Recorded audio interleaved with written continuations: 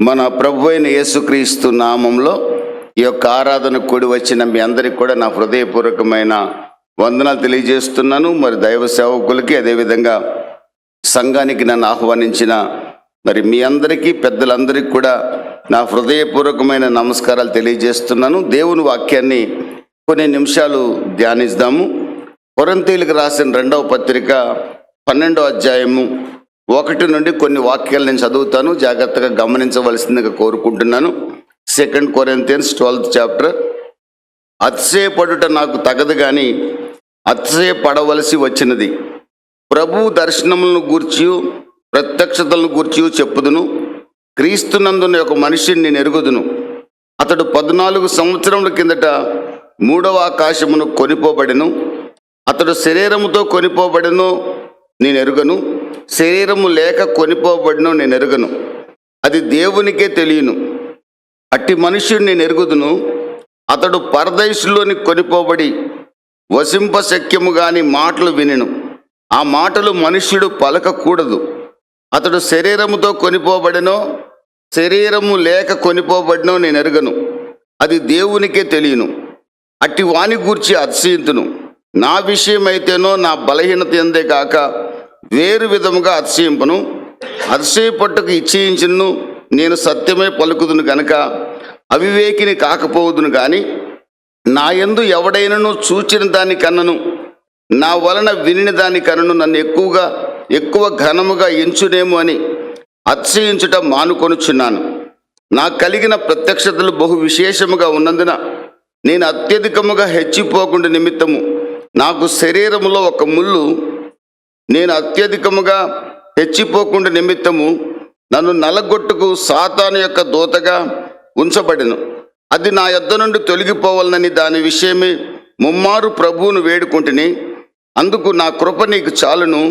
బలహీనత యందు నా శక్తి పరిపూర్ణమగుచున్నదని ఆయన నాతో చెప్పెను. దేవునికి మహిమ కలుగును గాక. ప్రియమైన దేవుని బిడ్డలారా, ఈ యొక్క 2 Corinthians 12th chapterలో ఉన్న సంభవం బైబిల్ పండితుల యొక్క అభిప్రాయం ప్రకారం అపోస్తల కార్యాలు 14వ అధ్యాయంలో 19వ వాక్యంలో అంతియోకయ, ఈకోనియా అనే ప్రాంతాల నుండి పౌలు గారు లుస్త్రా అనే ప్రాంతంలో ఉన్నప్పుడు అక్కడ ఒక బలహీన పాదాలు కలిగిన వాడు పౌలు గారి యొక్క పరిచర్యలో స్వస్థత పొందినప్పుడు ఆ లుస్త్రా ప్రాంత ప్రజలందరూ కూడా దేవతలు మా మధ్యకు వచ్చారని పౌలుని, బర్నబాని ఆరాధించడానికి ప్రయత్నం చేశారు. వాళ్ళని దేవతలుగా భావించి పూజించడానికి ప్రయత్నం చేశారు. ఆ సమయంలో దైవ సేవకుడైన పౌలు గారు, మేము దేవతలం కాదు, దేవుళ్ళం కాదు, మేము సాధారణ మనుషులమని వారికి నచ్చ చెప్పడానికి ప్రయత్నం చేశాడు. దానిలో భాగంగా కొందరు పౌలు గారి యొక్క దేవుని యందు విశ్వాసం ఉంచిన వారు ఉన్నారు అని, లైస్త్రా ప్రాంతంలో దేవుడు అద్భుతాలు, మహత్కార్యాలు చేస్తున్నాడని ఈకోనియా ప్రాంతంలోని ప్రజలు విన్నప్పుడు లుస్త్రా ప్రాంతానికి వచ్చి అక్కడున్న యూదుల్ని, ప్రజల్ని రెచ్చగొట్టి పౌలు గారిని రాళ్లతో కొట్టినట్లుగా మనం ఆ చోట చూడొచ్చు. అయితే రాళ్లతో కొట్టిన తర్వాత ఆయన చనిపోయాడు అనుకొని అక్కడి నుంచి వారు వెళ్ళిపోయారు. ప్రియమైన దేవుని బిడ్డలారా, అయితే పౌలు గారు ఆ చోట బ్రతికాడు. దేవునికి స్తోత్రం కలుగునుగా. హల్లెలూయా. ఆ బ్రతికిన సంభవాన్ని జ్ఞాపకం చేసుకుంటూ 2 కొరింథీలో 12వ అధ్యాయంలో పౌలు గారు తన జీవిత సారాంశాన్ని రాస్తున్నాడు. మొదట నేను ఒక మనిషిని ఎరుగుదును అంటున్నాడు. ఆ తర్వాత ఆ మనిషిని నేనే అంటున్నాడు. ప్రియమైన దేవుని బిడ్డలారా, ఆ యొక్క అధ్యాయంలో మనం ప్రాముఖ్యంగా నేర్చుకోవాల్సిన సారాంశం ఏంటంటే, నా శరీరంలో నేను మరణాన్ని ఒక రకంగా జయించి లేచాను. నేను అత్యధికముగా హెచ్చిపోయే అవకాశం ఉంది. బలహీనులు అనేకులు నా ద్వారా స్వస్థపరచబడ్డారు. రోగులు స్వస్థపరచబడ్డారు. మరణించిన వారు సైతం లేపబడ్డారు. నేను అత్యధికముగా హెచ్చిపోయే అవకాశం ఉంది. నన్ను నేను ఘనపరుచుకునే అవకాశం ఉంది. నా శక్తి, నా సామర్థ్యం, నా సేవ, నా చేతిలో ఉన్న పవర్, నా సంఘములో ఉన్న మహిమ, నేను ఎక్కడుంటే అక్కడ నేనే దేవుణ్ణనే చూపించుకునే అవకాశం ఉంది. కనుక నేను ఎక్కడ హెచ్చిపోతానన్న ఉద్దేశంతో ఒక ముళ్ళు నాలో ఉంచబడింది. ఆ ముళ్ళు సాతాను గాడి యొక్క ముళ్ళు, అది సాతాను యొక్క ప్రతినిధి అయిన ముళ్ళు నాలో ఉంది. ఆ ముళ్ళు నన్ను గుచ్చుకున్నప్పుడల్లా నేను దేవుని మీద ఆధారపడటం ప్రారంభించాను. దేవునికి స్తోత్రం కలుగును గాక. ఆమేన్, హల్లెలూయా. ఆ ముళ్ళు నన్ను గుచ్చినప్పుడల్లా నేను దేవుని మీద ఆధారపడటం ప్రారంభించాను. నాకు తెలుసు ఈ ముళ్ళు నా జీవితంలో అనుమతించబడటానికి కారణం, ఈ ముళ్ళును నా దేవుడు క్షణంలో తొలగించగలడు. నా దేవుడు ఏమైనా చేయగలడు. జీవితంలో ఏ అద్భుతాన్నైనా మన పక్షంగా కార్యం చేయగలడని పౌలు గారికి బాగా తెలుసు. ఆయనే చెప్పాడు సువార్త శక్తి కలిగిందని. ఆయనే చెప్పాడు నజరేయుడైన యేసు నమ్మదగిన వాడని. ఆయనే చెప్పాడు ఆయనకు అసాధ్యమైనది ఏమీ లేదని. ఆయనే చెప్పాడు విశ్వసిస్తే అద్భుతం జరుగుతుందని. అలాంటి పౌలు గారు అంటాడు, సాతాను యొక్క ముళ్ళు ఒక పెయిన్, అది రోగమే కావచ్చు, అదేదైనా ఫిజికల్ పెయిన్ కావచ్చు, మరి ఏదైనా కావచ్చు. గలతీలకు రాసిన పత్రిక 6వ అధ్యాయం 14వ వాక్యంలో ఆయన గలతీ సంఘానికి రాస్తూ నేను పెద్ద అక్షరాలతో రాస్తున్నాను అంటాడు. ఆయనకి కంటి జబ్బు ఉందని చాలామంది అభిప్రాయపడతారు. ఆ బలహీనత ఆయనకు ఉండొచ్చు అని ఒక ఆలోచన ఉంది. ఇంకా కొంతమంది యొక్క ఆలోచన ఏంటంటే ఇంకేదైనా ఫిజికల్ పెయిన్ ఆయనలో ఉండుండొచ్చు అని. ఇంకా కొంతమంది ఆలోచన, రకరకాల బైబిల్ పండితుల ఆలోచనలు ఎక్కువగా ఉన్నాయి. కానీ ఎక్కువ మంది కంటి జబ్బే అంటారు ఆ గలతీలకు రాసిన పత్రికలో విషయాన్ని దృష్టిలో పెట్టుకొని. ఏదేమైనా ఆయనకి ఇంకా సేవ చేయాలని ఆసక్తి ఉంది, ఇంకా పరిగెత్తాలని ఆశ ఉంది, ఇంకా క్రీస్తు సువార్తని సకల జనులకు తెలియజేయాలని కోరిక ఉంది. కానీ అద్భుతాలు, ఆశ్చర్యకార్యాలు ఆయన సేవలో విపరీతంగా జరుగుతున్నాయి. సాతాను ప్రతినిధిగా ఒక ముళ్ళు ఆయన శరీరంలో ఉంది. అది ఏంటనేది ఎవరికీ తెలియదు. పౌలు గారు అంటాడు, ఈ ముళ్ళును నా యొద్ద నుంచి తొలగించమని ముమ్మారు వేడుకున్నాడట. ఒక్కసారి వేడుకోలా. ఎందుకనో తెలుసండి, ఎడతెగక ప్రార్థన చేయమనే వాక్యం ఆయనకు బాగా తెలుసు. ఆయనే చెప్పాడు ఆనందించండి, ప్రభువునందు ఆనందించండి, ఎల్లప్పుడూ ఆనందించండి అని చెప్పాడు. ఆయనే చెప్పాడు ప్రార్థించండి, ప్రార్థించండి, ప్రార్థించండి అని సంఘానికి. అందుకనే ముమ్మారు ప్రార్థన చేశాడట. ఆయన 3 సార్లు అన్నాడు కానీ చాలాసార్లు ప్రార్థన చేసి ఉంటాడు. అయితే దేవుడు అంటున్నాడట, ముళ్ళు తొలగించడం నాకు అసాధ్యమేం కాదు, నాకు సమస్తము సాధ్యమే, నేను ఏమైనా కూడా చేయగలను. కానీ నా కృప నీకు చాలు, బలహీనతలోనే నీవు బలవంతుడివి. దేవునికి స్తోత్రం కలుగును కాక. ఆమేన్, హల్లెలూయా. ఈ రోజున సంఘంలో నా ప్రియమైన దేవుని బిడ్డలరా, ఏ విధమైన ఫిజికల్ పెయిన్తో కానీ, మెంటల్ పెయిన్తో కానీ, లేకపోతే రకరకాల ఫ్యామిలీ పెయిన్స్తో కానీ, మరి ఏ రకమైన ఇరుకు ఇబ్బందిలో ఏ క్రైస్తవ కుటుంబం కొనసాగుచున్నా, క్రైస్తవ కుటుంబంగా మనం చేయాల్సిన పని ఏంటంటే ఎడతెగని ప్రార్థన చేసేవారిగా మనం ఉండాలి. దేవుని చిత్తానికి మనం అప్పగించుకునేవారిగా ఉండాలి. ప్రభువా నీ కృప నా జీవితంలో నెరవేర్చమని అడిగేవారిగా మనం ఉండాలి. దేవునికి స్తోత్రం కలుగును గాక. ప్రియమైన దేవుని బిడ్డలారా, ఆయన 3 సార్లు అడిగాడు, కానీ ఆయనకి ఎలాంటి జవాబు వచ్చిందో తెలుసండి. నా కృప నీకు చాలు, బలహీనతల్లోనే నీవు బలవంతుడివి అని దేవుడు సెలవిచ్చినట్లుగా చూడొచ్చు. మనకు బాగా తెలుసు పెయిన్ ఎందుకు ఒక వ్యక్తి జీవితంలో సంభవిస్తుంది. చాలామంది అనుకుంటారు ఒక వ్యక్తి రోగం వచ్చిందంటే వాడు పాపి అనుకుంటాడు. జనరల్గా క్రైస్తవులకి ఈ బుద్ధి ఎక్కువ ఉంది. ఎవరికన్నా కాలు విరిగిందని చెప్పామనుకోండి, సంఘంలో ఎవరికన్నా, ఒక పాస్టర్ గారట హాస్పిటల్కి వెళ్ళి దశంభాగాలు ఇవ్వకపోతే కాళ్ళు ఇరగకుండా ఏమి విరుగుతాయి అని అడిగాడంట. జరిగిన సంఘటన. ఇంకొక పాస్టర్ గారు అంటాడు పలానా ఆయనకి చెయ్యి ఇరిగిందని అంటే ఏమవుతుంది, రెగ్యులర్గా చర్చికి రాడు, చేతులు ఇరుగుతాయి అన్నాడంట. ఇంకొక ఆయన పలానా అతనికి పాపం కళ్ళు కనపట్లేదు అనంటే యవ్వన కాలంలో తక్కువ పనులు చేశాడా, కళ్ళు ఎందుకు కనపడతాయి అంటున్నాడు ఇంకో పాస్టరే. అంటే దేవుని సేవకులు అనబడే వాళ్ళ దగ్గర నుంచి వచ్చి ఈ సమాధానాలు చూసినప్పుడు నాకు చాలా బాధ కలిగే అంశం. ప్రియమైన దేవుని బిడ్డలారా, పెయిన్ అనేది ఒక వ్యక్తి జీవితంలో కేవలం పాపం వల్లే కలుగుతుందనేది అబద్ధం. పాపము పెయిన్కి ఒక కారణం. పాపం అనేది అతనికి నష్టానికి, కష్టానికి, రోగానికి కారణం.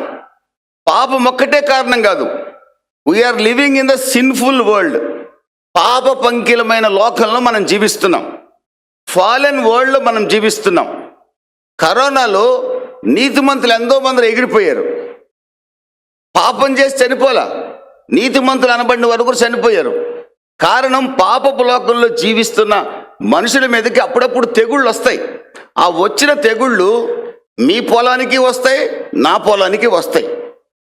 ఏ ఇంటి మీదకి వస్తుందో ఆ తెగులు తెలియదు. మొత్తం మీద పాపం వల్లనే రోగం వస్తుందనేది 100% ట్రూత్ కాదు. అది పాపం వల్ల రోగం వస్తుందనే మాట నిజమే. మనము పడిపోయిన చెడిపోయిన ప్రపంచంలో జీవిస్తున్నాం కనుక కొన్ని తెగుళ్ళు తప్పనిసరిగా ప్రతి మనిషిని టచ్ చేసే అవకాశం ఉంది. అంత మాత్రమే కాదు, మన సిన్ఫుల్ చాయిసెస్ కూడా, మన పాపపు అలవాట్లు కూడా మన కష్టాలకి నష్టాలకు కారణం.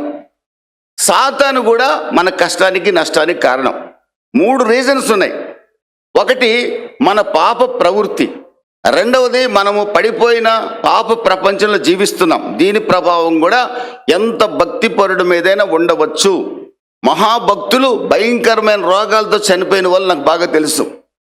గొప్ప నీతిమంతులు అనబడిన వాళ్ళు శపించబడిన అనుభవాలు అన్నట్లుగా వాళ్ళని చూస్తే ఇంత కష్టం వీళ్ళకి ఎందుకు వచ్చింది అనుకుంటాం మనం. కానీ వాళ్ళు నీతిమంతులు కాదా? గొప్ప నీతిమంతులు. అందులో ఎక్కడ రాజీ పడాల్సిన అవసరంలా. ఎందుకు వచ్చింది? ఈ యొక్క పాప ప్రపంచం కలిగించే ఆ భయంకరమైన పరిస్థితులు వారి జీవితంలోకి వచ్చాయి. మూడవది సాతాను. ఈ 3 కారణాలను తెలియక చాలామంది ఎవరికైనా కుటుంబంలో కష్టం వచ్చిందంటే వెంటనే విశ్వాసి దగ్గర నుంచి సేవకుడి దగ్గరికి తీర్పు తెచ్చేస్తారు. ఏమనంటే ఏదో చేసుంటాడు, ఏదో చేసుంటాడు, ఏది చేయలా. ఈ 3 కారణాలు ఏ కారణమైనా ఉండొచ్చు. పౌలు గారి శరీరంలో ఈ సాతాను యొక్క ముళ్ళు ఉండటానికి కారణం ఏంటి?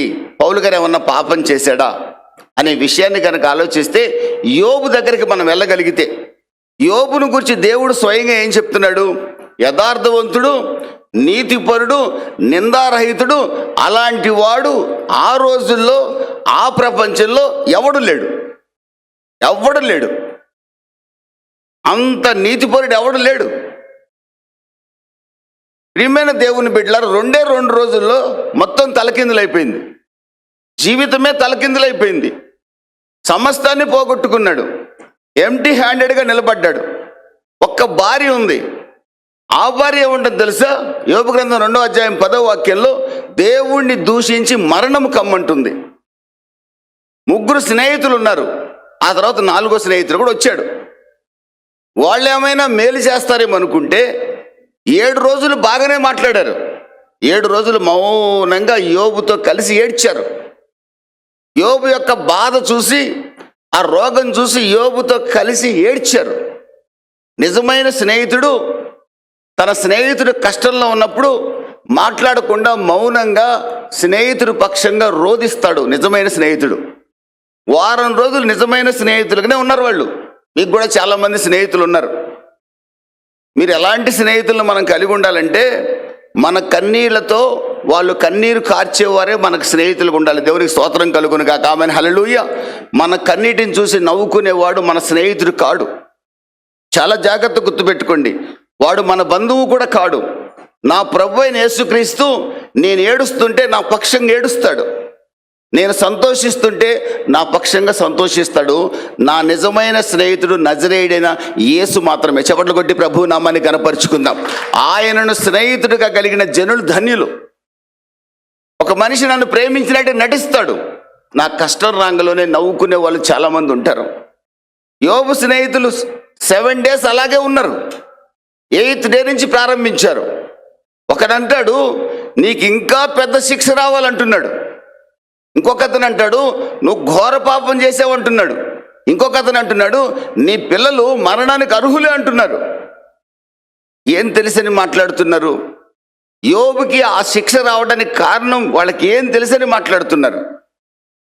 ఈ రోజున దైవ సేవకుడిగా చేతులు జోడించి నమస్కరించి చెప్తున్నాను, ఏ కుటుంబాన్ని గూర్చి కూడా తీర్పు తీర్చకండి. ఆ కుటుంబంలో ఏం జరుగుతుందో మీకు తెలియదు. వాళ్ళ పిల్లలు ఎలాంటి వాళ్ళో మీకు తెలియదు. మీకు కనబడినంత మాత్రాన వాళ్ళ పిల్లలు చెడ్డవాళ్ళు కాదు. మీకు కనబడినంత మాత్రాన వాళ్ళు చెడ్డవాళ్ళు కాదు. తీర్పు తీర్చకండి. తీర్పు తీర్చి నవ్వితే ఆ తీర్పు మన మీదకి వచ్చే అవకాశం ఉంది. జాగ్రత్త. క్రైస్తవుడు ఈ విషయంలో జాగ్రత్తగా ఉండాలి. ఎవరిని కూడా మనం జడ్జ్ చేసే వాళ్ళు ఉండకూడదండి. ప్రియమైన దేవుని బిడ్డలారా, ముగ్గురు స్నేహితులు బాణాలు గుచ్చుతూ ఉన్నారు యోబుకి. కానీ అతనికి ఆ శ్రమ రావడానికి కారణం దేవుడు సాతానికి అనుమతించాడు. దేవుడు సాతాన్ని అనుమతించాడు. ఆ విషయం బుద్ధిశూన్యులకు తెలియదు. ఎదుటివాడికి తీర్పు తీర్చే మనం కూడా బుద్ధిహీనులమే. మనకు ఆ హక్కు లేదండి. యోబు స్నేహితులు బుద్ధిహీనులు. అందుకే దేవుడు అంటారు 42వ అధ్యాయంలో, ఈ బుద్ధి లేని వాళ్ళు ఎవరు వీళ్ళు, ఈ మూర్ఖులు ఎవరు వీళ్ళు? యోబు, వీళ్ళ కొరకు నువ్వు ప్రార్థన చేస్తే వీళ్ళకి నేను క్షేమస్థితి ఇస్తాను, లేకపోతే నా ఉగ్రత నీ స్నేహితుల మీదకి రప్పించబోతున్నాను అన్నాడు. నిజమైన స్నేహితుడైన యోబు ఏం చేశాడు తెలుసండి? 2 చేతులు జోడించి, దేవా నా స్నేహితుల మీదకి శిక్ష రావద్దని ప్రార్థన చేశాడు. దేవునికి స్తోత్రం కలుగును గాక. ఒక క్రైస్తవ కుటుంబం ఇబ్బందులు గుండా వెళ్తుంటే, నా ప్రియమైన దేవుని బిడ్డలరా, వారితో కలిసి కన్నీరు కార్చి వారి కొరకు ప్రార్థించే విశ్వాసిగా మీరు నేను ఉండాలని ఒక దైవజనుడిగా నేను కోరుకుంటున్నాను. దేవునికి స్తోత్రం కలుగును గాక. వారిని మరింతగా గుచ్చే కుటుంబంగా మనం ఉండకూడదండి. యోబు తన స్నేహితుల కొరకు ప్రార్థన చేశాడు.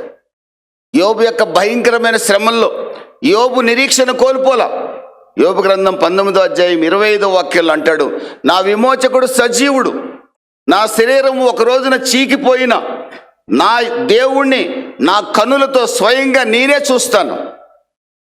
భయంకరమైన పరిస్థితులు అతని జీవితంలో ఎదురైనా దానికి కారణం ఏంటో తెలియక ఆయన తలడిల్లుతున్నా, తన భార్య స్నేహితులు ఆయన్ని పలుమాటలు అంటున్నా, యోబు సజీవుడైన దేవుని మీద తనకున్న నిరీక్షణ కోల్పోలేదు, విశ్వాసాన్ని కోల్పోలేదు. దేవుని మీదనే ఆధారపడ్డాడు. రోగములో కూడా యెషయా 26:3 ప్రకారం ఎవని మనసు ఆయన మీద అనుకుంటుందో వాడు పూర్ణ శాంతి గలవానిగా కాపాడబడతాడన్న వాక్య ప్రకారంగా చిల్ల పెంకుతో గీరుకుంటూ కూడా అంతరంగంలో శాంతిని కలిగి ఉన్నట్లుగా యోబు జీవితాన్ని మనం చూడొచ్చు. అందుకే అంటాడు, నా విమోచకుడు సజీవుడు, నా దేవుణ్ణి ఒకరోజు నేను చూస్తాను. నా ప్రియమైన దేవుని బిడ్డలారా, యోబు యొక్క కష్టానికి కారణం పాపం కాదు. యోబు యొక్క కష్టానికి కారణం సాతాను. గాడ్స్ పర్మిషన్ లేకుండా వాడు ఏమి చేయలేడు. దేవుడు ఎందుకు పర్మిషన్ ఇచ్చాడో తెలుసా? యోబుని పరీక్షిస్తాను అన్నాడు సాతాను. దేవుడితో ఛాలెంజ్ చేశాడు, టెస్ట్ చేసుకోమన్నాడు. టెస్ట్ చేస్తే యోబు, ప్రియమైన దేవుని బిడ్డలారా, మండుచున్న అగ్నిగుండంలో నుండి బయటకు వచ్చిన యోధుడిగా మారాడు. చప్పట్లు కొట్టి ప్రభువు నామాన్ని కనపరుచుకుందాం. శోధింపబడిన మీదట ఆయన సువర్ణంగా మారాడు. రెట్టింపు ఆశీర్వాదాలు అనుభవించాడు. కానీ దేవుని మీద నిరీక్షణ కోల్పోలేదు. పరీక్షలో విజయమే సాధించాడు, కానీ ఫెయిల్ కాలేదండి. ఈ రోజున క్రైస్తవ జీవితంలో రకరకాల ఇబ్బందులు, శ్రమలు, ఇరుకులు అనేకులు ఎదుర్కొనే వాళ్ళు ఉంటారు. కంగారు పడకండి.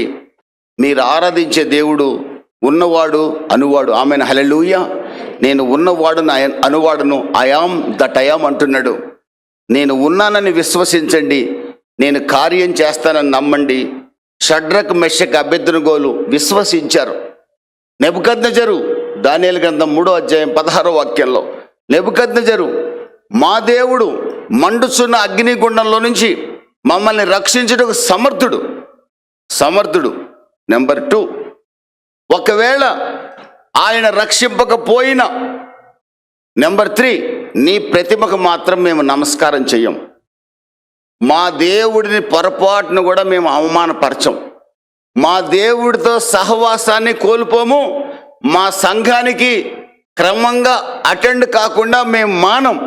మా పరిస్థితులు ఏ విధంగా ఉన్నప్పటికీ కూడా దేవునికి స్తోత్రం కలుగును గాక. ఆమెన్, హల్లెలూయా. షడ్రక్, మెషక్, అబేద్నెగోల తీర్మానం, మా దేవుడు రక్షించుటకు సమర్థుడు. ఒకవేళ రక్షింపకపోయినా, మమ్మల్ని రక్షించడం ఆయన చిత్తం కాకపోయినా మేము మరణించడానికి సిద్ధంగా ఉన్నాం. కానీ ఆ ప్రతిమకు నమస్కారం చేసి మా దేవునితో సహవాసాన్ని కోల్పోదలుచుకోలేదు. నిర్గమకాండం 20వ అధ్యాయం 3-4 వాక్యాల ప్రకారం భూమి మీద కానీ, నీళ్లలో కానీ, ఆకాశంలో కానీ, నిప్పుల్లో కానీ ఎక్కడ ఏ ప్రతిమ చేసుకొని మేము నమస్కారం చేయకూడదు. ఇట్స్ మై గాడ్, మా దేవుడి యొక్క కమాండ్ అది, మా దేవుని యొక్క ఆజ్ఞ. మేము ఆజ్ఞ మీరితే దేవుని స్నేహాన్ని కోల్పోతాం.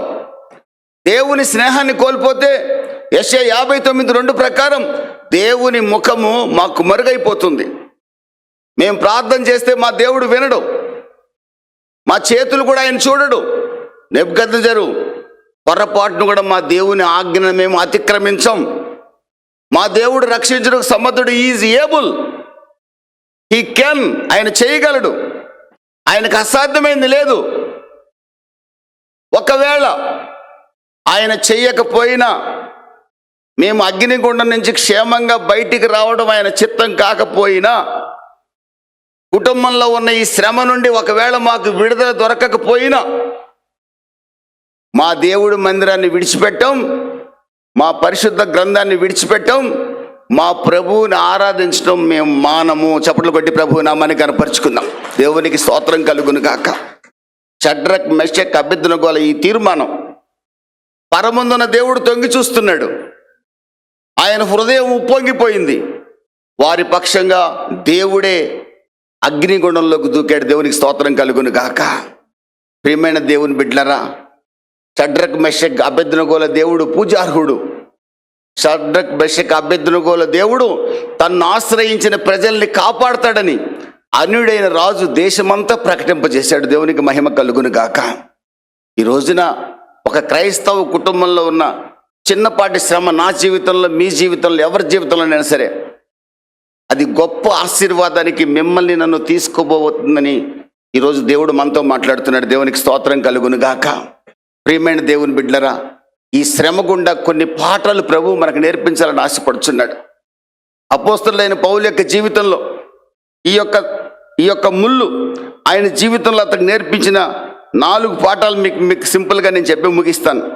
ప్రియమైన దేవుని బిడ్డలరా, ఒక శ్రమ కానీ, ఒక ఇబ్బంది కానీ, ఒక ఇరుకు కానీ మన కుటుంబంలో ఏర్పడినప్పుడు దీని ద్వారా మనకి ప్రభు ఏదో నేర్పించాలని ఆలోచిస్తున్నాడనే విషయాన్ని మొట్టమొదటి క్రైస్తవుడు గుర్తుపట్టాలి.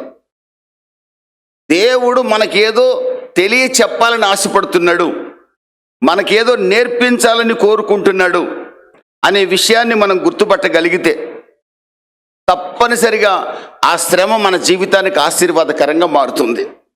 రోమీలకు రాసిన పత్రిక 5వ అధ్యాయము 3 నుండి 5 వాక్యాలు ఒకసారి చూద్దాం. రోమీలకు రాసిన పత్రిక 5వ అధ్యాయం 3 నుండి 5 వాక్యాలు.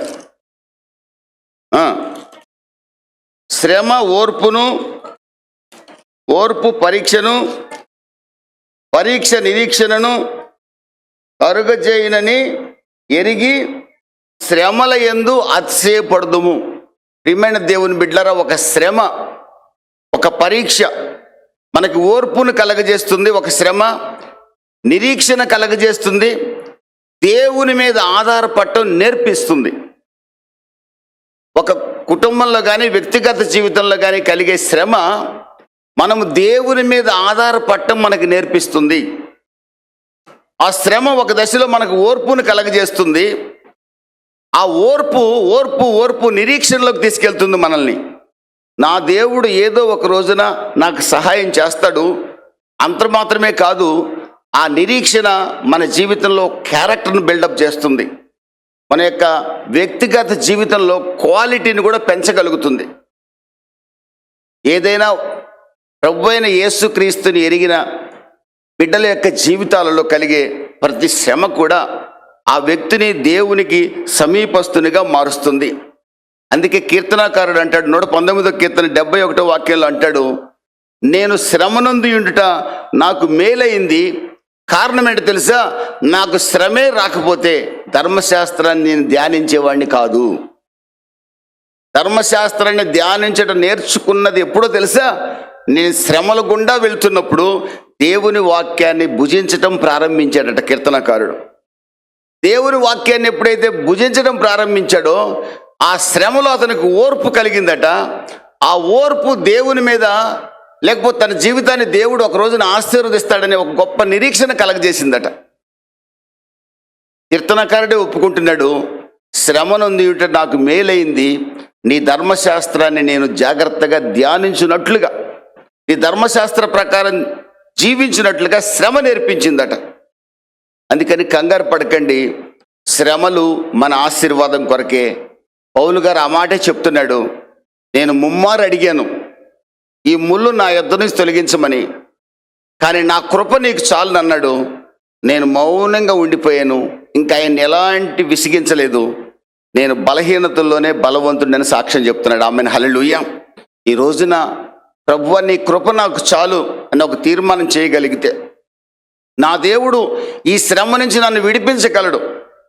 ఆయన విడిపించకపోయినా నా దేవుడిని నేను విడిచిపెట్టను అనే తీర్మానంలో క్రైస్తవ కుటుంబం కనుక కొనసాగలిగితే, షడ్రక్ మెషక్ అబేద్నెగోల పక్షంగా కార్యం చేసిన దేవుడు, యోబు పక్షంగా కార్యం చేసిన దేవుడు, ఆ తర్వాత పౌలు గారిని కొన్ని సంవత్సరాల సేవలో బలంగా నడిపించిన దేవుడు, కొరింథీ సంఘం తర్వాత ఇంకా అనేక సంఘాలు స్థాపించాడు. ఆయన అనేక ఉత్తరాలు రాశాడు.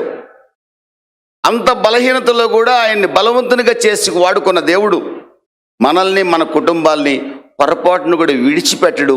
ఆయన మన దగ్గర నుంచి ఒక్కటి ఆశిస్తున్నాడు, ప్రభువా నీవు రక్షించుటకు సమర్థుడివి, సహాయం చేయుటకు సమర్థుడివి, నువ్వు చేయకపోయినా నీ స్నేహాన్ని నేను విడిచిపెట్టను. దేవునికి స్తోత్రం కలుగును గాక. అందుకే రోమా 8:35 వాక్యంలో పౌలు గారు అంటాడు, కరువైన, ఖడ్గమైన, హింసైన, ఉపద్రవమైన అట్టిది మరేదైనా క్రీస్తు ప్రేమ నుండి నన్ను ఎడబాప నేరదు. ఏ ఉపద్రవం వచ్చినా క్రీస్తు ప్రేమ నుండి నేను దూరం కాను. అందుకే ఫైనల్గా పౌలు గారు అంటాడు 2 తిమోతి 4:7-8 మంచి పోరాటం పోరాడాను, విశ్వాసం కాపాడుకున్నాను, ఇదిగో నా కొరకు కిరీటం ఎదురు చూస్తుంది. నా ప్రియమైన దేవుని బిడ్డలారా, ఇప్పటి కాలపు శ్రమలు ఎన్నతగినవి ఏమాత్రం కూడా కాదండి. 1 పేతురు 5:10 రాయబడింది, కొంచెం కాలం శ్రమ పడిన మీదట మన కొరకు గొప్ప మహిమ ఎదురు చూస్తూ ఉంది. గొప్ప మహిమ ఎదురు చూస్తూ ఉంది. ఆ మహిమను చూస్తూ ముందుకు సాగే వరకు ఉండాలి. వెనుకున్న వాటిని మరిచి ముందున్న ఆ మహిమ కొరకు ఇప్పటి కాలపు శ్రమల్ని అలా శ్రమల్ని పక్కకు నెట్టేస్తూ, నా దేవుడు ఉన్నాడు, శ్రమలో నుంచి ఆయన నన్ను తప్పించగలడు. చప్పట్లు కొట్టి ప్రభు నామని కనపరుచుకుందాం. నా దేవుడు ఉన్నాడు, నా దేవుడు శ్రమలో నుంచి తప్పించగలడు. ఆ పక్కనున్న మాట చాలా ఇంపార్టెంట్. తప్పించకపోయినా నా దేవుడి స్నేహాన్ని నేను విడిచిపెట్టను. ఎందుకు తప్పించడు ఆయన? ఏమంటున్నాడు? సామెతల గ్రంథం 3వ అధ్యాయం 5వ వాక్యంలో ఏమంటున్నాడు? నీ స్వబుద్ధిని ఆధారం చేసుకోకుండా నీ పూర్ణ హృదయంతో యెహోవా యందు విశ్వాసం ఉంచు, నీ మార్గాన్ని నేను సరళం చేస్తాను అంటున్నాడు కదా. నాకు అసాధ్యమైనది ఏది లేదు అంటున్నాడు కదా. 1 పేతురు 3:9 ప్రకారం ఆశీర్వదించడానికి నేను పిలిచాను అంటున్నాడు కదా. యోహాను 15:4 ప్రకారం మనల్ని బహుగా ఫలించాలని దేవుడు కోరుకుంటున్నాడు కదా. అలాంటి దేవుడు మనకెందుకు సహాయం చేయడు? చేస్తాడు. కానీ మన ఒప్పుకోలేంటి? మన తీర్మానం మీద ఆధారపడి ఉంటుంది మన ఆశీర్వాదం. షడ్రక్ మెషక్ అబేద్నెగోలకు ఆ తెలివి ఉంది. మా దేవుడు రక్షించడానికి సమర్థుడు, లేకపోయినా సరే వీఆర్ రెడీ టు డై. నెబుకద్నెజరు ఆ మాట దేవుణ్ణి సంతోషపెట్టిందండి. ఆమెను హల్లెలూయా. దానియేలు సింహాల గుహలో వేస్తుంటే పర్లేదు, వెయ్యండి రాజా, వెయ్యండి పర్లేదు, సింహాల గుహలో వేస్తాం, మూతేస్తాం, సింహాల గుహకి వేసేయండి. రాజే రాత్రంతా నిద్ర లేకుండా తెల్లవారుజామున లేచి వచ్చి, జీవము గల దేవుని సేవకుడు విన్న దానియేలు, నీ దేవుడు నిన్ను రక్షించినా? రాజు చిరంజీవి అగును గాక, నా దేవుడు నన్ను రక్షించను. చప్పట్లు కొట్టి ప్రభు నామాన్ని కనపరుచుకుందాం. దేవునికి స్తోత్రం కలుగును గాక. రాజుగారండి, నాకు 83 ఏళ్ల వయసు, నన్ను చంపొద్దండి, మీరు ఎక్కడ దండం పెట్టమంటే అక్కడ పెడతానండి, ఎక్కడ అబద్ధం ఆడమంటే అక్కడ అబద్ధం ఆడతానండి, ఎక్కడ సంతకం పెట్టమంటే అక్కడ సంతకం పెడతానండి, ఎక్కడ మోసం చేయమంటే అక్కడ మోసం చేస్తానండి. 85 ఏళ్ల వృద్ధుడు అల్లా, 85 ఏళ్ల వృద్ధుడు అల్లా, 30 ఏళ్ళ యవ్వనస్తుడు యేసుని సేవకుడి పేరుతో నడి బజార్లో అమ్ముతున్నాడు. 35 ఏళ్ల యవ్వనస్తురాళ్ళు యేసుని నడి బజార్లో అమ్ముతున్నారు. 85 ఏళ్ల వృద్ధుడు దేవుణ్ణి అమ్మల. సింహాల గుహలో ప్రాణం పోగొట్టుకోవడానికి సిద్ధపడ్డాడు. సింహాల నోళ్లు మూసిన దేవుడు, దేవునికి స్తోత్రం కలుగును గాక. క్రైస్తవుడా, నీ తీర్మానం నా తీర్మానం మీద దేవుని యొక్క కాపుదల ఆధారపడి ఉంటుంది. ఎస్, దేవుడు కాపాడుటకు సమర్థుడు. ఎక్కడుంది నమ్మకం? ఎంతసేపు కాపాడాల్సిందేనా? ప్రభు, నువ్వు కాపాడకపోయినా నీతోనే ఉంటానయ్యా. తీర్మానం ఏది మన దగ్గర? ఆ తీర్మానం లేకపోవటమే ఈ రోజున క్రైస్తవ కుటుంబాల్లో ఆశీర్వాదం లేకపోవడానికి కారణం. పౌలు గారికి ఆ సంగతి తెలుసు కాబట్టి ఆయన, నా కృప నీకు చాలు అంటానే. అవును ప్రభువా, నీ కృప నాకు చాలు. ఈ ముళ్ళుతోనే నా జీవితాన్ని నేను గడుపుతాను. నీ కొరకు బలమైన సేవ చేస్తాను. నేను బలహీనతలోనే బలవంతుడు అన్నాడు. దేవునికి స్తోత్రం కలుగును గాక. ఆమేన్, హల్లెలూయా. ఈ రోజున ఏ బలహీనత మిమ్మల్ని నన్ను ఆవరించిన, నా ప్రభు అంటున్నాడు, మిమ్మల్ని బలవంతులుగా నేను మార్చబోతున్నాను. ఆమేన్, హల్లెలూయా. రెట్టింపు ఆశీర్వాదాలు మీకు అనుగ్రహించబోతున్నాను. ఆమేన్, హల్లెలూయా. మీ పక్షంగా అగ్నిగుండంలో దూకి మీ పక్షంగా కార్యం చేయబోతున్నాను. ఆమేన్, హల్లెలూయా. ఏ సింహాలు మిమ్మల్ని మింగాలని చూస్తున్నా వాటి నోళ్ళు కట్టగలను నేను. నీ తీర్మానం ఏంటని ప్రభు అడుగుతున్నాడు. పౌలు గారు ఆ భయంకరమైన ముళ్ళు గుండా వెళ్తూ దేవుడు తనకు నేర్పించిన పాఠాన్ని నేర్చుకున్నాడు. రెండవది ఆయన నేర్చుకున్న మరొక పాఠం ఏంటి తెలుసండి? ఈ యొక్క ముళ్ళు నా శరీరంలో లేకపోతే నేను అత్యధికంగా హెచ్చిపోతానని పౌలు గారికి తెలుసు. ఆయన రాస్తున్నాడు 12వ అధ్యాయంలో, నేను అత్యధికముగా హెచ్చిపోకుండా నిమిత్తము నాకు కలిగిన దర్శనాలు, నేను చేసిన స్వస్థతలు, నా ద్వారా కలిగిన అద్భుతాలు, ఆశ్చర్యకార్యాలు, వీటిని తలుచుకుంటేనే ఎక్కడెక్కడికో వెళ్ళిపోతున్నాడంట పౌలు గారు. ఎక్కడెక్కడికి వెళ్ళిపోతున్నాడంట. ఆ మధ్య ఒక అతను ఇట్లా చేయి పెట్టాడు ఎవరి మీదనో, వాడు కింద పడ్డాడు. నేను చేయి పెడతానే కింద పడిపోయాడని చెప్పి ఇక టీవీలో వీడు చేయి పెట్టింది, వాడు కింద పడింది. స్లో మోషను, లూజ్ మోషను, ఏమంటే వ్యాక్స్ మోషను, బిగ్ మోషను, ఇదే మోషన్లో. ఇక చివరికి వాడికి ఏ మోషన్ అవుద్దో మనకు అర్థమై సావదు. ఇటు చేయి పెట్టాడంటే వీడు పడ్డాడంట అండి. పొరపాటున పడ్డాడు. ఆ దరిద్రుడు మెండ నొప్పి వచ్చింది, అందుకు పడిపోయాడు. సరే, పడ్డాను నేను చెప్పను, పడ్డాడు. దాన్ని స్లో మోషన్లో, బ్యాక్ మోషన్లో చూపించేసి ఇక టీవీలు అంతా చూసి ఈ టీవీల ముందున్న వాళ్ళు కూడా చప్పట్లు కొట్టి ఎగరటం. నాటకం అయిపోయిందండి, నాటక రంగం అయిపోయింది. నా ప్రియమైన దేవుని బిడ్డల తగదండి. పౌలు గారు నేర్పిస్తున్నాడు మనకి, నేను అత్యధికముగా హెచ్చిపోకుండా నిమిత్తం నాకు కలిగిన ప్రత్యక్షతలను బట్టి నా శరీరంలో ఒక ముళ్ళు ఉంచబడినందుకు నేను సంతోషిస్తున్నాను. దేవునికి స్తోత్రం కలుగును గాక. నేనైతే సంతోషపడతానండి. నేను మహాగర్విష్ఠిని. నా భార్య మాట వినటం అంటే నాకు అసలు ఇష్టం ఉండదు. మా నాన్న నాకు నేర్పించాడు, ఆడవాళ్ళ మాట వినకూడదురా నేర్పించాడు చిన్నప్పటి నుంచి. ఆడపెత్తనం అంటే మా ఏరియాలో తంబళ్ళ దొరతనం అంటారు దాన్ని. తంబళ్ళని ఒక జాతి ఉంటుంది మా ఏరియాలో. వాళ్ళు జమీందారులకు ఉంటే ఆ ఊరంటే తగలబడిపోద్దంట. ఆడోళ్ళు ఇంట్లో పెత్తనం చేస్తే తమ్ముళ్ళు దొరతనం చేసినట్టారా, ఆడదాని పెత్తనం సహించకూడదని మా నాన్న చిన్నప్పటి టీచింగ్ మాకు. నా భార్య అనేది నేను మంచిగా చెబుతున్నాను కదా, ఎందుకు నీకు ఎంత గర్వం అనేది నన్ను. ఒక దశలో నేను అన్నాను, మా నాన్న నేర్పిన టీచింగ్ అలాగే ఉంది. వినేవాడిని కాదు నేను. నా ప్రియమైన దేవుని బిడ్డలరా, తగిలిని పట్ట పట్ట పట్ట పట్ట పట్ట పట్ట తగిలినాయా, ఇప్పుడు కుక్కిన పేరులాగా దీనుడిగా మారిపోయాను. దేవునికి స్తోత్రం కలుగును గాక. ఆమేన్, హల్లెలూయా. దెబ్బ తగలకుండా ఎవడు మారడు. నా ఆశ ఏంటో తెలుసండి, దెబ్బ తగలకుండానే దీనులు కండి. చప్పట్లు కొట్టి ప్రభు నామాన్ని కనపరచండి. ఎందుకంటే దెబ్బలు తిని దీనులు కావద్దండి. ఎందుకంటే ఆ దెబ్బ యొక్క మహిమ నాకు తెలుసు. దెబ్బలు తిని అందరి చేత అసహించబడి వీడు పుట్టకుండా ఉంటే బాగుండేది అనుకొని, ఇలాంటి భర్త దొరకకుండా ఉంటే బాగుండేది అనుకొని, ఇలాంటి తండ్రి మాకు ఉండటం ఏంటని పిల్లలు అనుకొని, ఆ దుస్థితికి రాకముందే మనల్ని మనం తగ్గించుకొని ప్రభువులో బతకగలిగితే ఎంత ఆశీర్వాదమో. యవన బిడ్డలో మీ పిల్లల్ని ఎంత జాగ్రత్తగా పెంచుకోగలరో. రేపొద్దున ఒకవేళ పెళ్ళి అయితే పిల్లల్ని కంటే ఎంత జాగ్రత్తగా పెంచుకోవచ్చో. ఆ ఆశీర్వాదాన్ని నేను కోల్పోయాను, అదే బాధపడతాను. చాలా సేవ చేయాలని ఉంది. తెల్లారుజాము 4ంటికి వచ్చాను ఖమ్మం జిల్లాకి వెళ్ళి, మళ్ళీ ఇక్కడికి వచ్చి నిలబడాల్సి వచ్చింది. ఆ రోజు ఆ జీవితం జీవించకుండా ఉంటే ఇంకా బలంగా ఉండేవాడిని కదా అనిపిస్తుంది. ఈరోజు కూడా ఇక్కడ కూర్చొని కూడా అనుకుంటున్నాను నేను ఎంత పొరపాటు చేశానని. కానీ మిమ్మల్ని చిన్న బిడ్డలైనా మీరు ప్రభు కొరకు రోషంగా బతకండి. ఆమేన్, హల్లెలూయా. బలమైన సేవ చేయండి, దేవునికి స్తోత్రం కలుగును గాక. ఉద్యోగం చేసిన, వ్యాపారం చేసిన, ఏమండి శరీరంలో ముళ్ళు దీనులుగా మారుస్తుందండి. ఉండాల్సిందే, నాలాంటి వాడికి ఖచ్చితంగా ఉండాల్సిందే. ప్రియమైన దేవుని బిడ్డలారా, దీనత్వమే హెచ్చింపు కారణం. పేతురు రాసిన మొదటి పత్రిక 5వ అధ్యాయం 6-7 వాక్యాలు ఏమంటాడు ఆయన? దేవుని బలిష్టమైన హస్తాల కింద దీన మనస్కులై ఉండండి, తగిన సమయం ముందు ఆయన మిమ్మల్ని హెచ్చించినట్లుగా.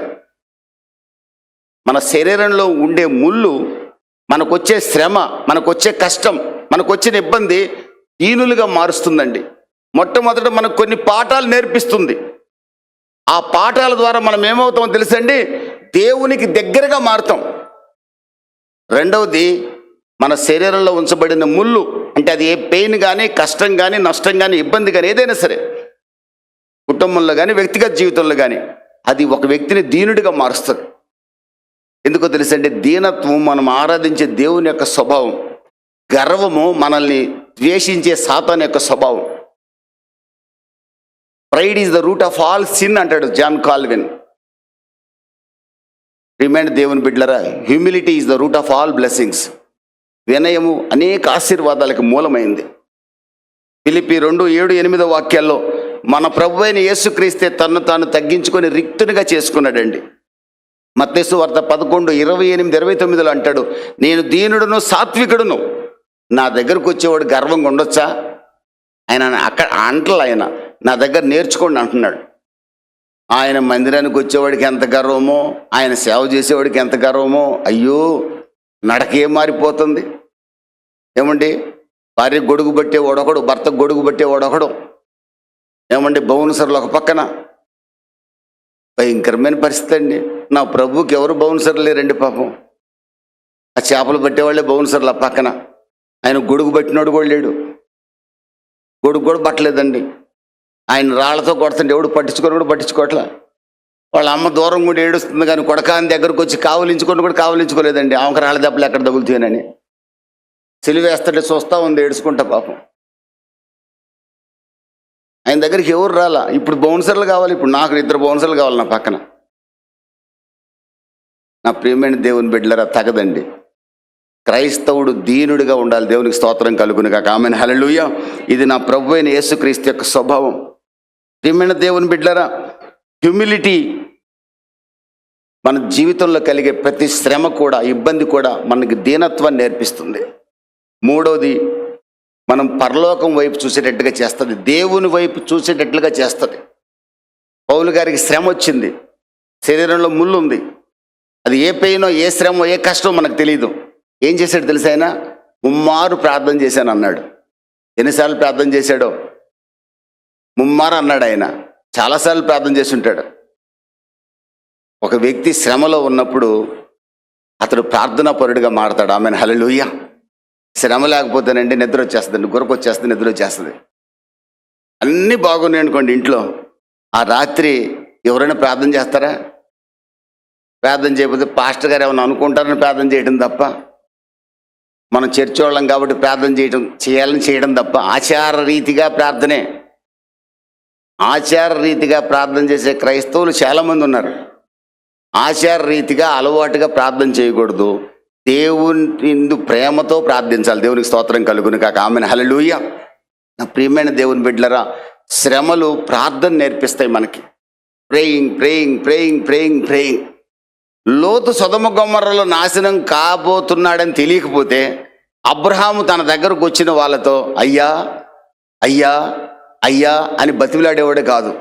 నేను దుమ్ముని ధూళిని, ఆదికాండం 18:27లో, నేను దుమ్ముని ధూళిని, సొదొమ గొమొర్రాలో ఒక 50 మంది ఉంటేనో నీతిమంతులు, 40 మంది ఉంటేనో, 30 మంది ఉంటేనో, 20 మంది ఉంటేనో అడిగేవాడు కాదు.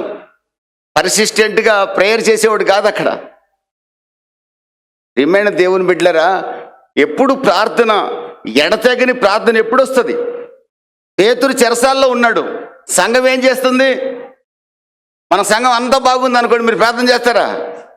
చిన్నది ఎవడన్నా ఒకటి తయారయ్యాడు అనుకోండి, ఏం చేస్తారు అప్పుడు? మీరు ఉపవాస ప్రార్థన ప్రకటించేస్తారు. సంఘం అంతా ఎలుగెత్తి ఏడుస్తారు, ప్రభువా ముళ్ళు లేస్తుంది, ప్రభువా ముళ్ళు లేస్తుంది, ప్రభువా అణసండి, ప్రభువా అణసండి, ప్రభువా అణసండి, ప్రభువా. ఓ ఇక భాషలు కూడా మాట్లాడేస్తారు పెద్దకొస్తాడులాగా. అది లేదనుకోండి, బ్రహ్మాండంగా సీట్లన్నీ ఖాళీగా ఉంటాయి. ఎందుకని రెస్ట్లో ఉంటారు ఇంటి దగ్గర. శ్రమ అవసరం అండి. దేవునికి స్తోత్రం కలుగును గాక. శ్రమ దేవునితో సహవాసాన్ని ఎక్కువ చేస్తుందండి. ప్రార్థనా పరులుగా మనల్ని మారుస్తుంది. దేవునికి స్తోత్రం కలుగునుగా. ఈ సంగతి తెలుసు కాబట్టి పౌలు గారు ఫిలిప్పీయులకు రాసిన పత్రిక 4వ అధ్యాయం 6, 7, 8 వాక్యాలు రాస్తాడు.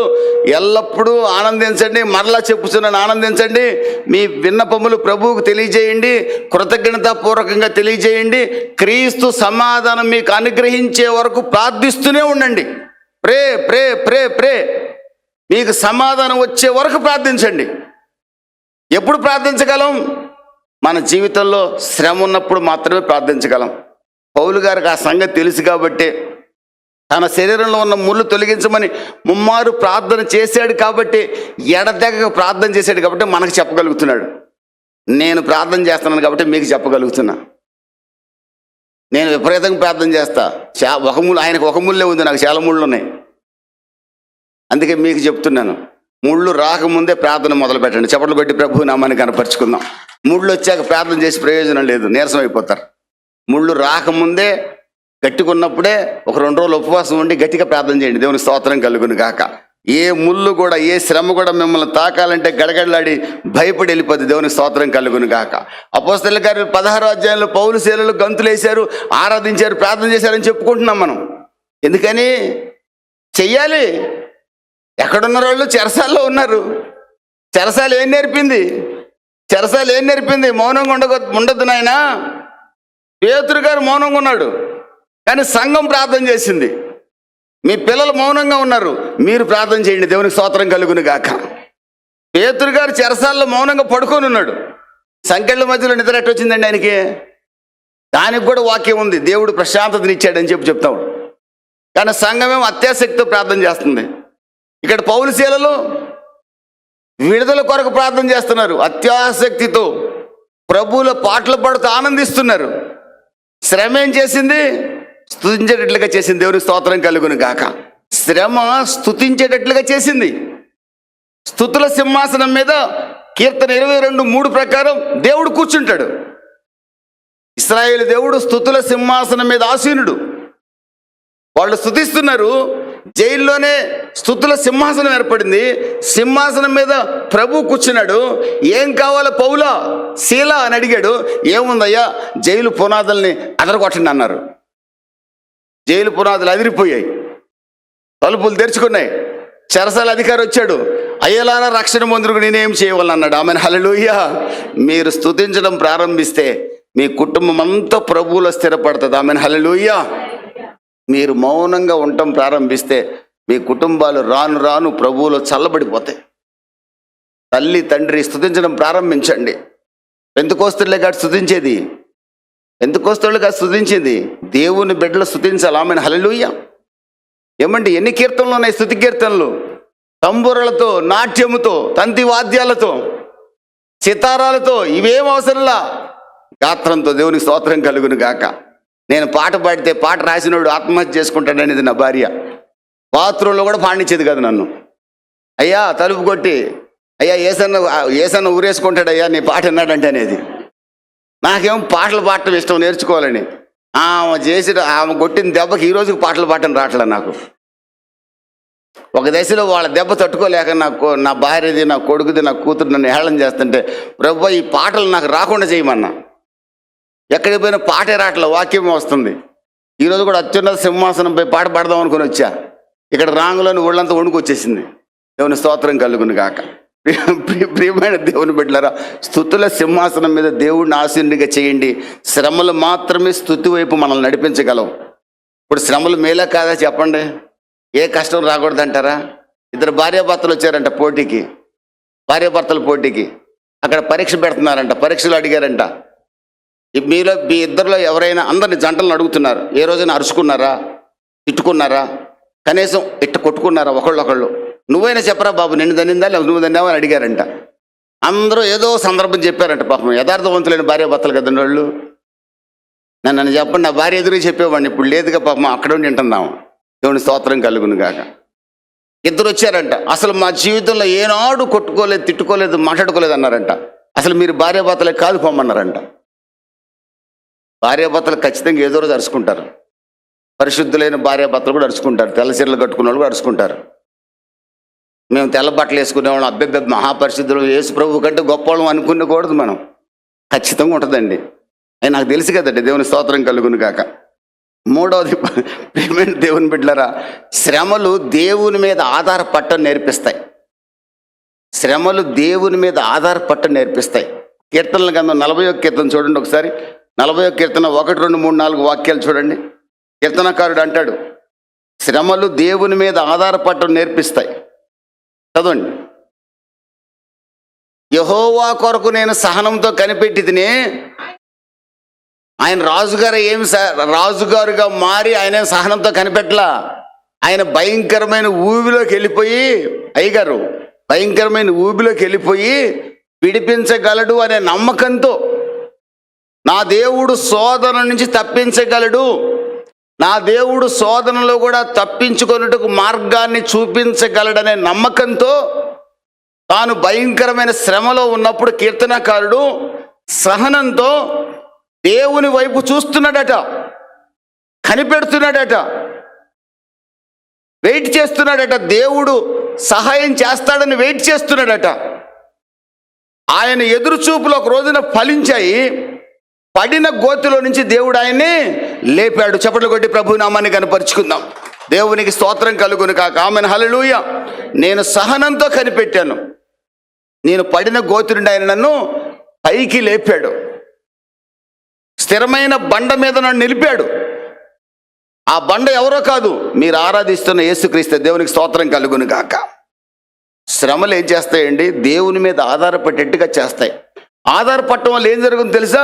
మనం ఏ శ్రమలో ఉన్నామో ఆ శ్రమ నుంచి అలా విడిపించబడతాం. మన బండ అయిన యేసుక్రీస్తు మీద నాటబడతాం. అది తెలియక ఎవరెవరి మీద ఆధారపడతాం మనం. ఆ అంకులు సహాయం చేస్తాడు, ఈ పెంకులు సహాయం చేస్తాడని. ఏ పెంకులు ఏ అంకులు సహాయం చేయడు, ఏ సంకులు మాత్రమే సహాయం చేస్తాడు. దేవుని స్తోత్రం కలుగును గాక. ఆ మాట ఎవరి బిడ్డలు నేర్చుకోండి. మేమెట్ట నేర్చుకోలేకపోయాం, మీరన్నా నేర్చుకోండి. ఏం చెప్పుకోవాలని ఏ సంకులకి చెప్పండి. పాల్మేత్య అంకులకి చెప్పాడు అనుకోండి, ఇంకొక ఇంటికి పోయి చెప్తాడు. దయచేసి చెప్పొద్దు యవ్వనస్తులు. దేవుని మీద ఆధారపడండి. రెండవది, అందులోని ఇంకొక పాయింట్ చూడండి. 1 పేతురు 4వ అధ్యాయము 1, 2, 3 వాక్యాలు రాసింది. పేతురు భక్తుడు అంటాడు, క్రీస్తు శ్రమ పడినట్లుగా శ్రమను మీరు ఆయుధంగా ధరించుకోండి. అక్కడ ఉంది, శ్రమనట ఆయుధంగా ధరించుకోవాలంట. శ్రమ అనేది ఒక వెపన్ అట. మనకి క్రైస్తవుడికి శ్రమ పట్టం వెపన్. శ్రమ పడేవాడు అక్కడ రాసింది, మీరు చాలా జాగ్రత్తగా తర్వాత శ్రద్ధగా చూడండి. శ్రమ పడేవాడు పాపం చేయడంట. అది నడువులు పని చేయలేదు అనుకోండి, ఇంకేం పాపం చేస్తాడు? అంతే కదండి. శ్రమ పడేవాడు పాపం చేయడండి. కష్టాల్లో ఉన్నవాడు పాపం గురించి ఆలోచన ఎందుకు వస్తుంది? అందుకని విపరీతంగా పాపంలో తిరిగే వ్యక్తిని దేవుడు ఏం చేస్తాడు తెలుసు? ఏం చేయాలని నేను కోరుకుంటాను తెలుసా? అతని శ్రమలు గుండా నడిపిస్తే పాపం జోలికి అతనికి ఉండదు. శ్రమలు మనకు ఆయుధం అండి. మీరు పాపాన్ని విసర్జించిన వారైతే దేవునికి స్తోత్రం కలుగును కాక. ఆమెను, హల్లెలూయా. ఇంకా పాపాన్ని ప్రేమించేవారైతే శ్రమను ఆయుధంగా ధరించుకోండి. ఒక రకంగా శ్రమను అనుమతించు ప్రభు అని అడగండి. పాపం మీ జీవితంలోకి రాకుండా దేవుడు చేస్తాడు. ఆమెను, హల్లెలూయా. పాపం చేసి నరకానికి పోవటం కంటే శ్రమలు పడి పరలోకానికి పోవటం మేలు కదండి. దేవునికి స్తోత్రం కలుగును కాక. ఆమెను, హల్లెలూయా. చివరి మాట చెప్పి నేను ముగిస్తాను. ప్రియమైన దేవుని బిడ్డలారా, మీరు గమనించినట్లయితే శ్రమలు మన జీవితంలో దేవుని ఆత్మ మన మీద నిలిచి ఉండేట్లుగా చేస్తాయి. దేవునికి సమీపస్తులుగా మారుస్తాయి. పౌలు గారిని మార్చాయి. ఎంత సమీపంగా మార్చాయి తెలుసా? ఒక దశలో పౌలు గారు అంటున్నాడు, నీవుంటే నాకు చాలయ్యా అన్నాడు. అది పాట అంటే. ఇప్పుడు పాడే పాటలు కాదు ఇది. నీవుంటే నాకు చాలు యేసయ్య అంటాడు, చేసే పని ఇంకోటి ఉంటుంది. పౌలు గారు నోటి నుంచి రావాలి పాట అంటే. ఫైనల్గా ఆయన ఏమంటాడు తెలుసా? నేను బలహీనతలోనే బలవంతుడిని ప్రభు. దేవునికి స్తోత్రం కలుగును కాక. ఫిలిప్పీయులకు రాసిన పత్రిక 4వ అధ్యాయం అంటాడు, నేను దీన స్థితిలో ఉండని ఎరుగుదును, సంపన్న స్థితిలో ఉండని ఎరుగుదును, కడుపు నిండి ఉండేట్టు తెలుసు, ఆకలి కొని ఉండేట్టు నాకు తెలుసు. ఏ స్థితిలో ఉంటామని నాకు తెలుసు.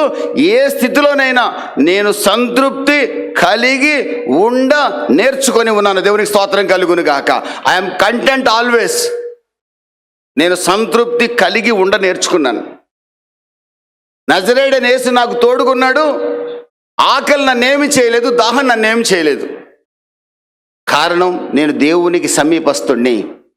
1 పేతురు 4:15-16 ప్రకారం దేవుని ఆత్మ నా మీద నిలిచి ఉన్నది. కారణం నా శరీరంలో ఉన్న ముళ్ళు ఉంది కాబట్టి. నేను శ్రమల గుండా వెళ్తున్నానంటే దేవుని ఆత్మ నా మీద నిలిచి ఉన్నాడని అర్థం. ఏమైనా దేవుని బిడ్డలారా, శ్రమలలో ఇన్ని ఆశీర్వాదాలు. పౌలు గారికి ఆ సంగతి తెలుసు కాబట్టి 12వ అధ్యాయంలో రాస్తున్నాడు, సాతానుకు సంబంధించిన ముళ్ళు నా శరీరంలో ఉంది, నేను దీన్ని బట్టి సంతోషపడుతున్నాను. నా దేవుడు ఈ ముళ్ళును నాలోంచి తీసివేయగలడు. నేను అడిగాను, ఆయన తీసేయలా. కారణం ఏంటో తెలుసండి, నేను దేవునికి సమీపస్తునిగా ఉండాలని ఆయన కోరుకుంటున్నాడు. నేను గర్విష్ఠుని కాకుండా దీనుడిగా ఉండాలని ఆయన ఆశపడుచున్నాడు. నా దేహంలో పాపం రాకూడదని ఆయన కోరుకుంటున్నాడు. నేను దేవుని మీదనే ఆధారపడాలని ఆయన ఆశిస్తున్నాడు. ఆయన ఆత్మ నా మీద నిలిపి ఉండే మార్గం నేను శ్రమ గుండా వెళ్ళటమే మార్గం. కాబట్టి దేవుని ఆత్మ నా మీద నిలిపి ఉండాలని ఆశపడుచున్నాడు. దేవుని ధర్మశాస్త్రాన్ని విడవకుండా ధ్యానించేవాడిగా నేను ఉండాలని ప్రభు ఆశపడుతున్నాడు. ఒకరోజున ఆయన రాజ్యంలో నేను ఉండాలని ప్రభు కోరుకుంటున్నాడు. కాబట్టి ఈ ముళ్ళు తొలగించమని నేను అడిగినా నా దేవుడు తొలగించలేదు. నేను సంతోషపడుతున్నాను అంటున్నాడండి. దేవునికి స్తోత్రం కలుగును గాక. ప్రియమైన దేవుని బిడ్డలారా, భక్తుల యొక్క జీవితాల్లో, యేసు యొక్క జీవితంలో కలిగిన శ్రమలు దేవుడికి సమీపస్తులుగా మార్చాయి. దావీదు యొక్క జీవితంలో కలిగిన శ్రమలు 1 సమూయేలు గ్రంథం 30వ అధ్యాయం 5, 6, 7 వాక్యాల ప్రకారం ప్రతి విషయానికి దేవుని యొద్ద విచారణ చేసే వ్యక్తిగా మార్చాయి. శ్రమలు లేకపోతే దేవుని యొద్ద విచారణ చేయమండి మనం. కనుక ప్రియమైన దేవుని బిడ్డలారా, మనకున్న ఇప్పటి కాలపు శ్రమలు ఎనదగినవి కావు. ఈ శ్రమల నుంచి మన దేవుడు విడిపించిన ఒక సముద్ర శక్తి గలవాడు. శోధనతో కూడా తప్పించుకునే మార్గాన్ని ఆయన చూపించగలడు. ఏ కుటుంబం, ఏ వ్యక్తిగత జీవితం ఈ రోజున ఇబ్బందుల్లో, ఇరుకుల్లో, శ్రమల్లో కొనసాగుతుందో ధైర్యంగా ఉండండి, కలవరపడకండి. మీ దేవుడు సహాయం చేయడానికి సిద్ధంగా ఉన్నాడు. 3 మాటలు మీ దగ్గర ఆయన ఆశపడుతున్నాడు. నా దేవుడు సహాయం చేస్తాడు. నా దేవుడు సహాయం చేయకపోయినా ఆయన చిత్తం కాకపోతే కూడా మేము కంగారు పడం. మా దేవుడిని మాత్రం విడిచిపెట్టాం. మీ నోట ఈ మాటలు రావాలని ప్రభు ఆశపడుతున్నాడు. మా దేవుడు సహాయం చేస్తాడు, శోధన నుంచి తప్పిస్తాడు. మా దేవుడు ఒకవేళ తప్పించడం లేట్ అయినా మేము కంగారు పడం. మా దేవుడి సహవాసాన్ని మేము విడిచిపెట్టాం. కళ్ళు వంచండి, చిన్న తీర్మానం చేద్దాం. పరిశుద్ధుడా, ప్రేమ కలిగిన తండ్రి, నీ బిడ్డలు మీ చేతులకు అప్పగిస్తున్నాను తండ్రి, సహాయం చేయండి. శ్రమల్లోని ఆశీర్వాదాలు నా తండ్రి, శ్రమలు నీ పిల్లల్ని దీనులుగా మారుస్తాయని, శ్రమలు నీకు సమీపస్తులుగా మారుస్తాయని, శ్రమలలో నీ ఆత్మ నీ పిల్లల మీద నిలిచి ఉంటుందని, శ్రమలు ధర్మశాస్త్రాన్ని ధ్యానించేదానికి సహకరిస్తాయని, శ్రమలు ఒక వ్యక్తి పాపం చేయకుండా, శ్రమల్లో ఉన్న ఒక వ్యక్తి పాపం జోలి ఉండకుండా చేస్తాయని, శ్రమలు ఒక రోజున ఆ వ్యక్తిని దీనుడిగా మార్చి నిత్య రాజ్యానికి వారసుడిగా చేస్తాయని నీ లేఖన భాగం సెలవిచ్చి ఉండగా, మీ సన్నిధిలో పౌలు గారు అయితే సంతోషించాడు. నా ప్రభువులో నేను బలవంతుడిని చెప్పాడు. నేను ఏ స్థితిలో ఉన్నా సంతోషంగా ఉంటాను, ఆయన కృప నాకు చాలునని సంతోషంగా ముందుకు సాగాడు. మేము కూడా ఆ విధంగా ముందుకు సాగుతున్నాం. అయినప్పటికీ కూడా షడ్రక్, మెషక్, అబేద్నెగోలను యోబు గారిని విడిపించిన దేవుడు అయిన మీ సన్నిధిలో ప్రార్థన చేస్తున్నాం. ప్రభువా, అగ్నిగుండంలోంచి తప్పించుటకు, సింహాల గుహలోంచి తప్పించుటకు, దావీదుని శ్రమలోంచి తప్పించుటకు సమర్థుడైన దేవుడివి. నీ సన్నిధిలో నీవు శోధన నుంచి తప్పించగలవని మేము నమ్ముచున్నాం. శోధన నుంచి తప్పించడం కొంచెం ఆలస్యమైనప్పటికి కూడా నీ సహవాసాన్ని మేము కోల్పోకుండా జీవించాలని ఆశపడుతున్నాం. మా పక్షంగా, మా పిల్లల పక్షంగా సహాయం చేయండి. మా కుటుంబాల పక్షంగా గొప్ప కార్యాన్ని జరిగించి ఈ శ్రమ నుంచి మమ్మల్ని తప్పించి నీకు సమీపస్తులుగా మార్చండి ప్రభువా. సహాయం చేసే నీ హస్తాలకి సంఘాన్ని, దైవ సేవకుడిని, కుటుంబాలను, బిడ్డలను అప్పగిస్తూ నన్ను అప్పగించుకుంటూ పరిచర్యను ఆశీర్వదించమని, సంఘాన్ని దీవించమని, ఘనత, మహిమ, ప్రభావాలు మీరు పొందమని, ఇప్పుడు వచ్చిన బిడ్డలు వాక్యం విని ఆ ప్రకారం జీవించాలని ఆశించే ప్రతి ఒక్కరిని కూడా మీ యొక్క కృప కలిగిన హస్తపు నీడలో భద్రపరచమని గొప్ప మేళ్లతో నింపమని, ముఖ్యంగా యవన బిడ్డల్ని ఈ సందేశం ద్వారా బలపరచమని యేసు నామంలో అడుగుచున్నాను తండ్రి.